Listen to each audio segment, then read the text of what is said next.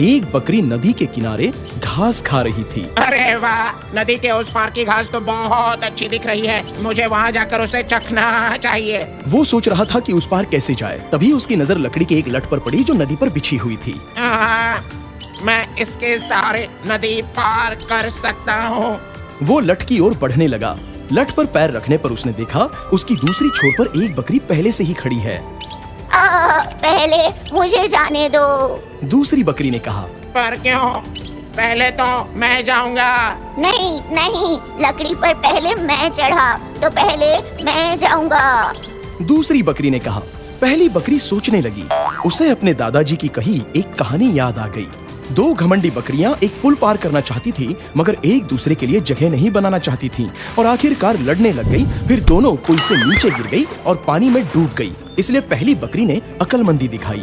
दोस्त, ये लड़ने का वक्त नहीं है, दिमाग से काम लेते हैं। मैं यहाँ झुक जाता हूँ और तुम मेरे ऊपर से छलांग लगाकर उस पार चले जाना।